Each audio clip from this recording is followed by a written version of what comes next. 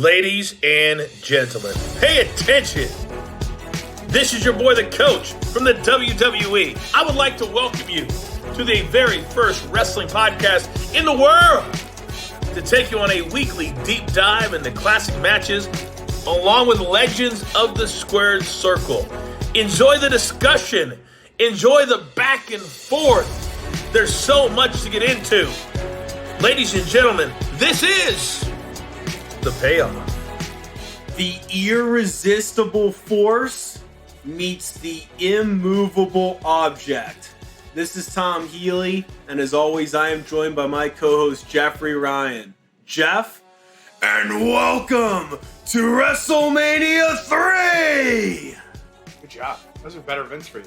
I appreciated that. Yeah, I am excited, man. This is one, you and I have had this one on the list for a long time. Woo, you kidding me? Yeah, and so how can you not talk about it? And so, it's just one of those that have to get into it, have to have a conversation about it. But, of course, too, appreciate all of you tuning in once again, listening to the show. Hope you enjoy the road to WrestleMania, because we're going all WrestleMania all the time on The Payoff.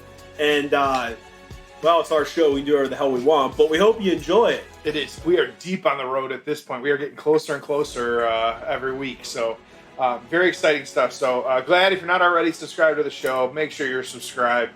Give us those good reviews, those 5 stars wherever you can. Spread the word about the show. We always appreciate that. So, and then of course that social media at Payoff Pod, at Payoff Jeff, at Payoff Tom. We're all over the place, so you know where to find us. We're bringing you the good stuff. So, already getting into it, Tom. But Tom, why did you want to talk about this one?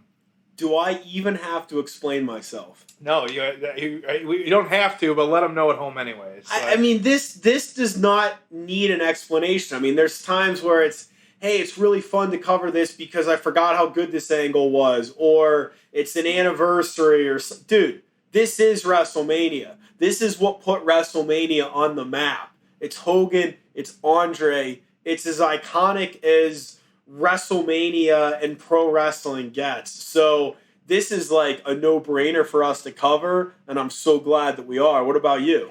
Yeah, same thing. Whenever, use it in everyday life or from time to time, but like the, immovable force and, or irresistible force and immovable object, like, this is what that was. And in this moment, and these guys at the absolute pinnacle of their career in a lot of ways, like, how can you not talk about it? And just such a presence with both these guys, even surrounded by 90,000 plus, absolutely worth it. So,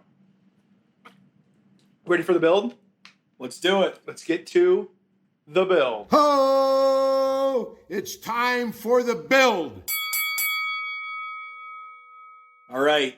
It's WrestleMania 3, Pontiac, Michigan. Pontiac Silverdome. A few conflicting reports as to how many people are there, but let's just go with 93,173. We'll never know. Doesn't matter. Who gives a shit? Meltzer will go to his grave saying there were 70,000 in the building or whatever. Who cares? You know what? There were a ton of people. It was an awesome show. Let's not be sour about the product. God, he is just like your annoying, nephew that, actually, there were only, shut the fuck up. So, March 29th, 1987. Dude, I mean, this was just awesome.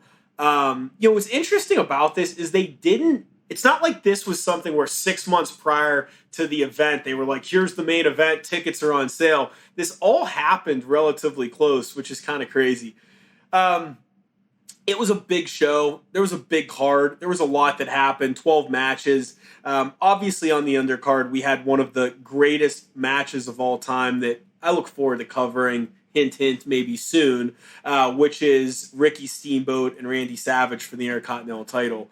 A lot happening on the show. many of these wrestlers say this was their favorite night or one of their favorite nights in the business because of how awesome that crowd was. No one had ever seen anything like this, right? There was nothing to compare this to. Madison Square Garden or any of the places these people worked, or having 30 or 40,000 in a stadium. I mean, it's nothing compared to this, and so it's a pretty special night for the folks that were on the show. And then obviously everything on this show built to the main event. The show itself was built around the main event, which is Hulk Hogan, Andre the Giant, the WWF World Heavyweight Championship.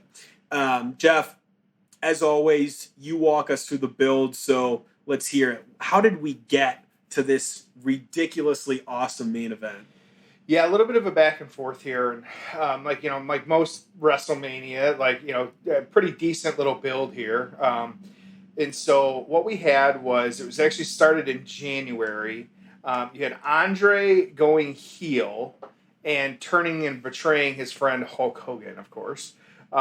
This was actually, and a lot of this revolved around Piper's Pit, which it hasn't come up, I don't think, on this episode yet, but for those who are not familiar with it, Piper's Pit was really like an interview segment run by the Roddy Piper. And so, doing that, what do you do? Best example would be like Alexa Bliss in the Moment of Bliss, or something like that, where, having the, different people there. So a lot of this played out on that.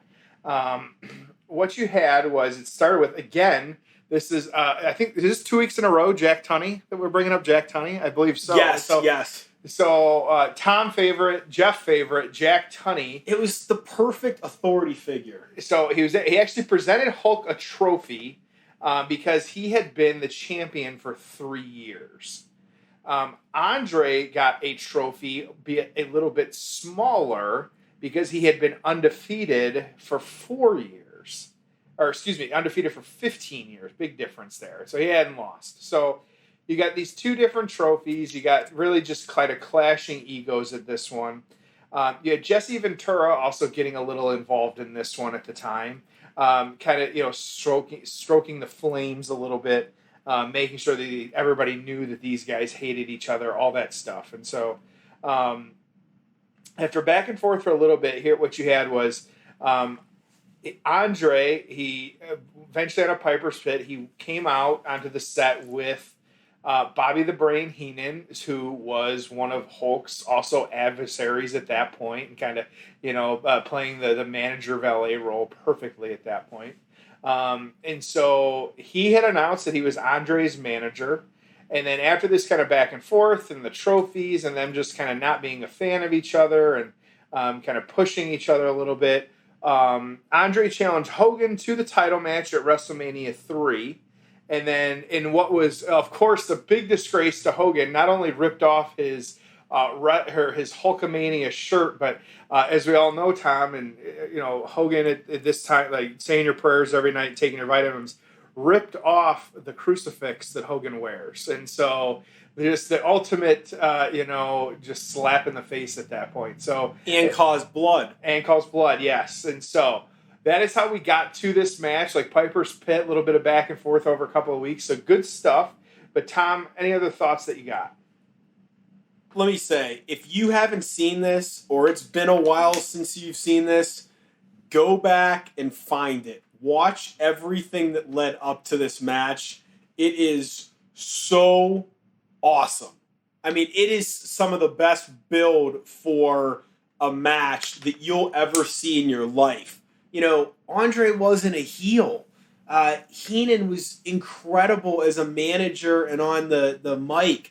Hogan had never faced a challenge like this before. Piper added so much to those segments. Tunney was good in his role.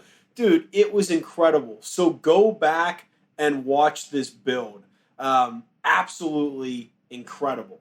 And guess what? It wasn't scripted by 40 writers, on the Raw and SmackDown writing teams. It was, here's where we're going, go make it happen. And a lot of it was just organic, the facial reactions, some of the things that were said. I mean, all of it. It was just awesome, awesome stuff. So if you want to watch with Jeff and I, 2 hours and 43 minutes into WrestleMania 3, it's right as the match is about to start. Hogan's music's still playing. Again, 2 hours, 43 minutes on the dot. So with that being said, it's time for the payoff. Ho! It's time for the payoff. All right, everybody, jumping right back into this. And so getting exciting. So we've got both men in the rings already kind of starting. Look at this. Look at this. Place is going nuts. So you have fans throwing stuff in the ring, like, just getting excited. Everyone's on their feet, as you can tell, too. Kind of the camera flash is happening as well, too. So here's the iconic image, really. So many people are used to, like, the two men just kind of toe-to-toe, like, face-to-face, chest-to-chest, just kind of staring at each other. Hogan jabbing a little bit there, like kind of, running his mouth, but Andre, nothing. They're standing there stoic, looking over. You see that little bit of Hulk out there. So, just exciting, like telling the story in the ring, which is how it should be. This was the last WrestleMania with the old title belt. Winged Eagle is next year, going for the slam. Boom. Andre on top of 1, 2, barely gets out. Yeah. Andre's insisting it was a 3 count. So this is interesting. So, Tom, I know we had it in our notes. We talked about him briefly here. I'll kind of jump right in. You can see Bobby the Brain on ringside now. Yes. Again, what are we feeling? Manager, commentary. I think Bobby Heenan was a very good manager, and I think he was a far better commentator. If I have my pick between him being ringside or him being on commentary, I'll take commentary every single day. He was incredible on commentary. I want to hear him talk for 3 hours, not standing at ringside. What about you? Yeah, I agree. I think and it sucks because he was a great manager, but if I have to choose, I want him commentating. Yeah, he belongs on the mic as far as I'm concerned. I think, he set the bar for the heel kind of commentator and what it should be. I feel like Corey Graves isn't close. Like, there's just no... Oh, God, come on. Like, one of those. And even, like, we haven't talked about it in a while, but a long time ago when you and I made our day trip and were able to visit and tour the Performance Center, I know we did a quote house show or, just a Performance Center show, and I was on commentary for some of the matches, and I kind of played it up as the heel a little bit, channeling Bobby the Brain. Like, that's who I think of when I think about commentary and, who's being the bad guy. It was him. It was always him for me. And so I think he needs to be on the microphone. I mean, look, this is not going to be a, spot fest match, but these guys were so over. Andre was just so big. I mean, they have him on the edge of their seat, and, Andre just working him over, and we're a couple slam right there. We're a couple minutes in at this point. Fans are still throwing, like, paper and stuff into the ring because of just, like, how excited they are and what this match was. Because this was, like... This really, I feel like in a lot of ways, put WrestleMania on the map too. Of course, it did. And so, like, because there was nobody bigger than these two at this time. Like, there were some people that may have had some name recognition, but like in regards to being on TV and who they were, these two were it. Yeah, well, and remember too. So WrestleMania 1, the big hoopla, Madison Square Garden. I mean, obviously huge success. WrestleMania 2 was in those 3 cities. I mean, nothing good happened on the show. You had Bundy, Hogan in a steel cage. You had the Battle Royal that Andre won. You had the Mr. T. Piper boxing match that sucked. I mean, I couldn't even tell you anything else that really happened. Like Big John Studd. I can't even remember what year that was. Nothing good, though. I mean, it was really just kind of a blah show. So then they come back with this incredible, iconic main event, and they put, 103,000 in this building. Now, Jeff, have you ever been in this building before? Yes. Okay. So for what? Grew up. How far did you grow up from here? This was probably about over an hour, maybe an hour and a half from where I grew up. How far outside Detroit is this? Very far, actually. That's what I thought. People don't realize, like, it was the Detroit Lions who are, many a season here, not winning a championship. And so, but it was like, same with Auburn Hills, which was where the Pistons play. Like, they were about 45 minutes from Detroit. They weren't close. And so, yeah, it was out there. And so, So this was a hike, and there was not much in Pontiac, and so for people to come in like they did, it was a big deal. Like it had so I was there once or twice for football games, obviously never for a wrestling event. And so those are always at Joe Louis Arena, typically downtown Detroit. And so, yeah, but it was just there was nothing around it. It was a very open area. And then there was just the Silverdome. It was there. And so but it really did set the stage for, what needed to happen. So, I was never in this building, but I went to the Dallas WrestleMania at Jerry World. Even for a stadium show, even for that building was just bigger. Yeah. You go on the floor of WrestleMania in Dallas and you're like, oh my God, I just can't believe how big this place is.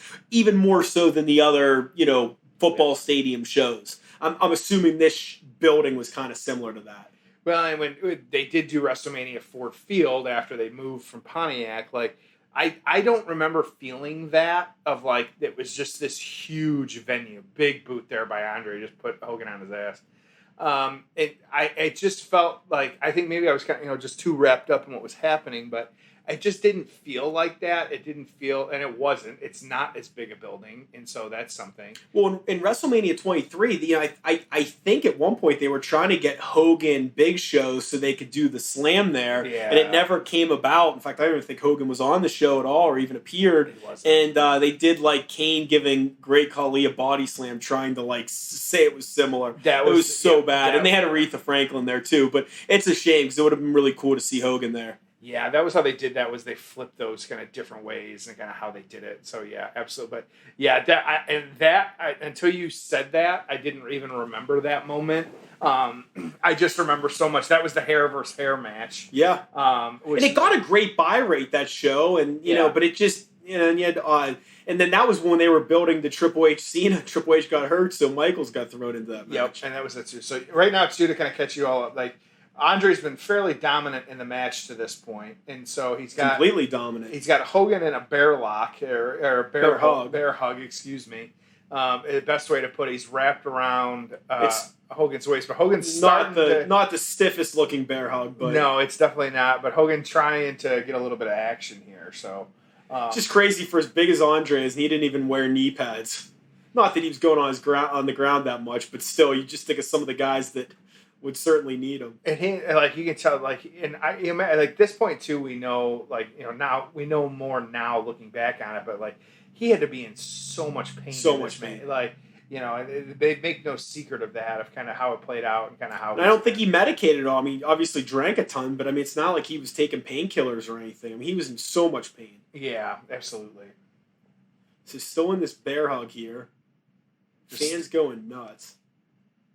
So we're starting to hook up a little bit, and so we're starting to get into the final act, the climax of the match a little bit here, because as you might expect, this is not a long one. And so, Tom, I see you've got it in kind of your notes here, talking about tickets. So do you want to? So one of the things I want to talk about was if you could be front row for any wrestling match in history, what would it be and why?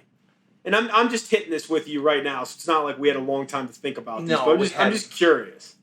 And I'll start because part of me was saying, man, I don't know if there's anything I'd rather have attended that I didn't attend than this match. If I could be front row for it, truly not know who's going to win, be in my height of Hulkamaniac fandom, my goodness, would this have been awesome. And certainly this entire show, but this match in particular. What about you? I would, if I had, just carte blanche to do whatever I wanted with, I would actually prefer to be, to do a Rumble versus a Mania, which might sound a little odd, and, fans chime in, let us know.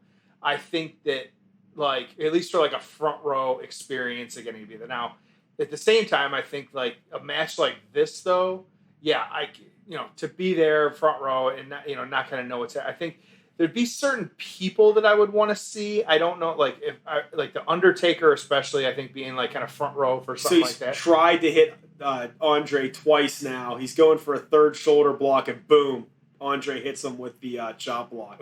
I remember the chop. I mean, how often do you think Andre was on his back? Probably not much. So few times, yeah. So I didn't mean to cut you off. Keep going. No, but even him trying to get up is a lot. And so, having no DDPY yoga back then. So, I don't know. I think that there would people I'd want to see versus so if there was an Undertaker match, I would want to be there for that. I think, obviously, you for a Shawn Michaels, and you'd want to be there for that. There's just certain people that I think, even seeing, AJ or something nowadays, I think would be really cool. Looking back on it, though, in history, some of those Edge matches, though, I think would have been, and it's great that he's back. TLC would have been a fun one to attend. I think of the TLC and kind of being there for that. I think even still, some of the, it's tough because I think especially in the big venues. And again, a couple weeks now here, we've got exposed concrete on the outside. Yeah, Hogan trying to do a pile driver on Andre on exposed concrete. Yeah, right. And then Andre obviously flipping him over. Yeah, not the best looking thing ever, but you get the idea. It's funny how small Hogan looks, and what is he, 6'6", 300 pounds or whatever? Right. And he looks tiny right now. Well, and we go back to, we've talked about it before, but the guard railing and then being right on top of everything, and then not true guardrails either. It is the metal slatted ring or posts, yeah. So I came across something interesting in Mad Magazine. They had an article about WrestleMania, and they said, they were one of the funniest things is that Hulk Hogan, the immortal Hulk Hogan, became the first man to ever body slam the 7'4", 520-pound Andre the Giant before 93,000 fans to hand the big man the first loss of his career. It sets the all-time record for the most lies in a single sentence.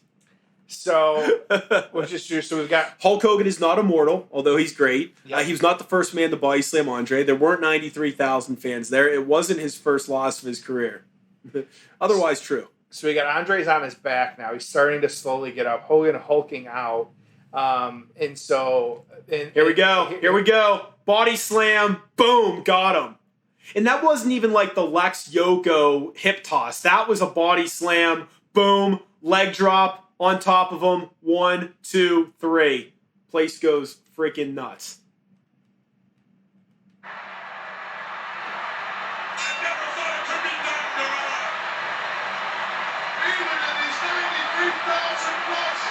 Place going berserk, not even playing music.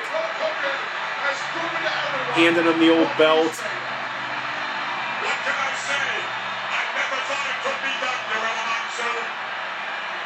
Jesse Ventura calling this like a sport is so good. Yeah. Hogan looks like he's crying. The winner of the bout, and still Bob Uecker. Wrestling Federation Heavyweight Champion, Hulk Hogan! Howard Finkel standing next to him looking pissed off. Do you know who that referee is? I didn't even see it. It's Joey Morella, who's Gorilla Monsoon's son, tragically passed away. Yeah. I want to say mid-90s, if I'm not mistaken. But there he is, man. Place going nuts for Hulk Hogan. Incredible. So this is one where we'll turn it down a little bit here. The story, and we'll talk about it a little bit more in the aftermath, was, of course, with the slam. Hogan has said since that pretty much when he did kind of got him up off his feet, he said that he could feel pretty much every muscle in his side. He literally felt it a ripping from the bone. Yeah, half of what he says is bullshit. So right. And so, but I'm sure it hurt like hell. Andre, that was interesting. A fan actually pushing Andre a little bit. Andre angry. Heenan looks distraught. I mean, the visual of them going. I mean, look at this. The cinematography in this, for lack of a better term, is just incredible. I mean, look at that visual. This is before HD cameras. The building's not well lit, but some of the images from this match, when Hogan first wins and rolls over, the body slam, the face-to-face, the beginning, Andre leaving on the cart after, it's absolutely incredible. So let's jump into the aftermath. Ho! It's time Dude, for the awesome aftermath. match. Jesse Ventura calling it like a damn sport. Look at the size of the giant. I just love it, man. There is nothing quite like this. Absolutely incredible. We still have Hulk Hogan posing in the ring. Awesome, awesome, awesome stuff. Jeff, get into the aftermath of this historic main event. Yeah, so this was one, of course, just absolutely gigantic. And so the angle after this match was that, Andre, getting ahead of myself at this point, that these two actually, they had a rematch that was one of the most watched wrestling matches pretty much ever. In history, sure. The numbers, it says 33 million. Saturday night's main event. And so, kind of different thing. And so, that was actually February 5th, 1988. And so, it was almost practically a year after this match happened. Because they put him with DiBiase for SummerSlam, I believe. And there was a little bit of a storyline. And then they continued in the Survivor Series. Now, if I'm not mistaken, Hogan lost via disqualification or counter or something. So I think Andre's team technically won. But then, Hogan beat everyone up afterwards. It was all super weird. So, But of course, you had Andre, who ended Hogan's 4-year run as the champ. This is, of course, a future episode that we will get to at some point. Absolutely. This was the twin Hebners of Earl and Dave, and so and that one being counted out a little bit weird. We actually had a brief conversation with Earl about that one, and so just kind of really fun, but definitely a match that we will talk about in future. But at this time, though, you had really Andre and Hogan putting WrestleMania on the map. Really, Andre, though, not in great health. We know the stories nowadays, just really struggling a lot of times. There were some different matches that he was in over the years.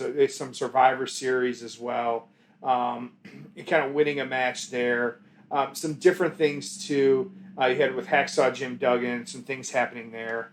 Just a lot of different things with these guys kind of being involved with each other.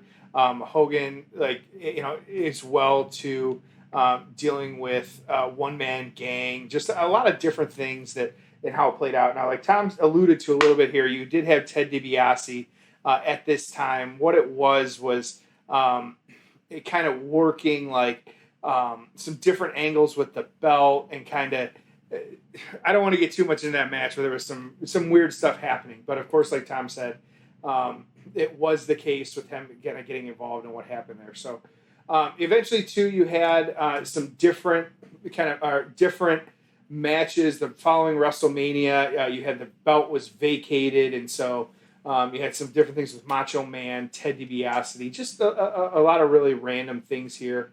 It was actually a couple of, quit wrestling, Andre did, but it was 1993 when he did eventually die from heart failure.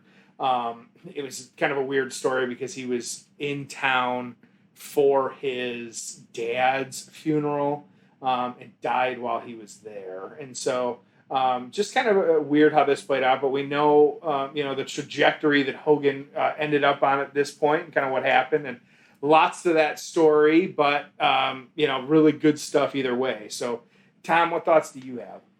Yeah, I'll get into more of my thoughts when I get my payoff score. I wanted to share, I came across a couple interesting Vince McMahon quotes, and, Vince doesn't talk much and isn't in public much, so when you come across some things that are candid comments of him, I always find them interesting.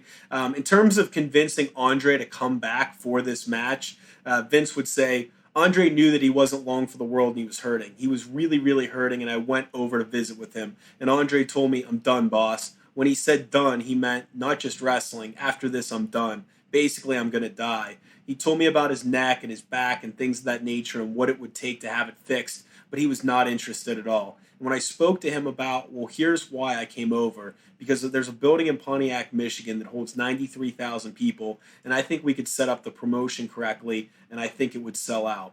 Andre wanted to have a reason to live, not a reason to die. And he knew, wow, I could have a new lease on life if I could get through this operation. The allure of Hogan pulled Andre through. So this match almost didn't happen. Pretty crazy.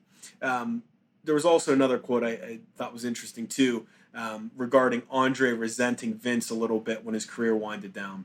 Vince would say, when his career was over, he had no value to himself. No longer am I going to be around the boys and socializing and things of that nature. I'm stuck here in North Carolina, and I was responsible for the fact that business was good and everybody was going on without him. Andre more or less wanted to blame me and resented me a bit because he knew that the business was going on without him. Andre resented that a bit too, that his time was up, damn it, and yet I was going to continue on. And sometimes it can even be a situation whereby, what? You used me. No longer when I was in Andre's presence was it a warm admiration that we had for each other. It wasn't there. Man, that's pretty powerful stuff because, Vince is running a business. He gave this guy opportunities. He obviously paid him well, and it's not that Andre disliked Vince or felt like he was screwed. It's just it was probably tough for him to see the business continue without him, and he physically couldn't do anything about it. He couldn't travel, let alone wrestle, and just really tough. Aging's tough, but man, I can't imagine the amount of pain that he was in because of his size and some of his challenges. So really sad stuff. Obviously, if you haven't done so, or even if you've done so but it's been a while, go watch that HBO documentary on Andre. It was really, really good. Yep. So, Jeff, I'm going to have you go first. Payoff score. What do you have, and why do you have it? I'll say, too, that this match predated a lot of the reviews, and so that's why we don't have any true kind of full write-up from the newsletter or the torch or anything like that. I'm gonna say like a 6.5. 6.5.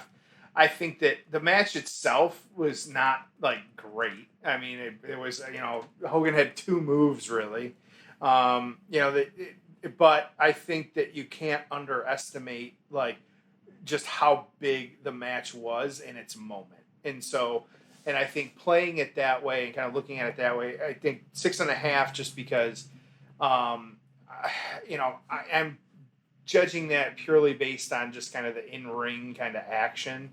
Of course, we could take kind of whatever we want into account, but I just think this is one that, yes, it absolutely is a big deal to wrestling history. It's one that I would tell anybody, go back, watch, don't miss it. You kind of have to, absolutely, because of just how it holds up, but I can't give it kind of more than that just because it wasn't a great match. There wasn't, a ton that kind of came after it, but it did set a very interesting kind of precedent and for kind of what it was. So 6.5 for me. How about you, Tom? So do you know that, and again, it's not available in his archives that we use, but do you know that Meltzer did give this a star rating? I did not. Obviously, I couldn't find it. He gave this, and I'm not making this up, he gave it a -4-star rating and said it was the worst worked match of the year. Interesting. What do you think of that, Jeff? I think in regards to in-ring kind of quality, sure. I think the in-ring storytelling, no. Andre just, it kind of, you got to, what were you expecting is the question. I know in my shoot job, you have to ask that a lot for some people that they're not happy or, kind of something happening. It's like, well, what were your expectations anyways? Like, Andre wasn't about to be flying off the top rope. Like, that's not what Hogan did either. And so I think kind of, keeping your expectations in check on this one is super important because, otherwise, you're going to think it's terrible. So I think that's just being shitty to be shitty. All right. So we found out today that Dave Meltzer's been a dirtbag for over 30 years now. Here's what I think. All right. The build to this match was one of the best builds to a big match in history. Can't deny that. Okay. Again, maybe you didn't like it. I'm not saying it's a fact. I'm just telling you that, in my opinion, this is one of the best builds ever. Go back and take out your top WrestleMania matches of all time, the biggest matches of all time. Watch the builds. If this isn't the best, it's pretty darn close, okay? The fans are going nuts. The match, Andre could barely move. It was not a good 5-star plunder, big spot, skipping, jumping, top rope, stuff. But it was 12 minutes long. The fans loved it. They went nuts at the end. There was genuine shock that Andre lost and Hogan won, even though Hogan had been champ for a few years. There's iconic moments throughout the match, like the slam, like them facing off, like Andre pissed off being carted away after, Hogan celebrating in the ring, people going nuts that I'll never forget the rest of my life. The aftermath to this, they continued for another year. You got the double Hebner stuff, which was one of the coolest angles in the history of wrestling. So, Jeff, to me, this is about as good as professional wrestling gets, and I have my payoff at a 10. First 10 for you. Wow. This is my first 10. Shocking. This is just incredible. This is just iconic. We'll never forget it. In a lot of ways, in my mind at least, nothing will ever top this. It changed the trajectory of the company. It made Hulkamania 110% Hulkamania. It immortalized him, if you will. It made Andre, known to everyone. And I don't know how much love there'd be for Andre if he hadn't come back and wrestled in this match and stuck around, because a lot of fans would have never really seen him or known much about him. Dude, this to me is just absolutely fantastic. I love it.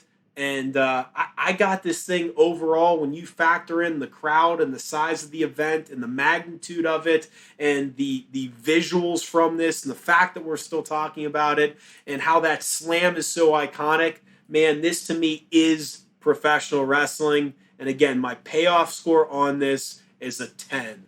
I absolutely fucking love it. Look at you. That's all I got. That's good stuff. And so that's exciting, though. It's the first 10 for you. I've given 2 out. So there you go. So, all right. Good stuff, everybody. As always, appreciate you guys kind of tuning in, listening, checking this out. This was just a fun one to watch. And even go back, watch it if you haven't. And even if it's a long time, it is a short one. It's worth it to check it out, kind of see what's going on. So, of course, subscribe if you aren't already. Give us those 5 stars. Spread the word about the show at Payoff Pod. You can find us, of course, too. You want to reach, kind of connect with Hogan. We've talked about it before. We just at Hulk Hogan on Twitter. Take some time, kind of reach out to him as well. Kind of drop a line. Of course, he's, as we've said before, very active on Twitter and very active in some storylines too recently. So, always good stuff. So, kind of with that, Tom, do you got some kind of you and me, irresistible force, immovable object? You got something to move here and send us home? Well, you kind of stole my line. What I was going to say is, Jeff, you are the immovable object to my irresistible force. Put it on a Valentine's Day. Dun, dun. All right, guys. Hope you enjoyed it. Thank you, as always, for joining us on The Payoff.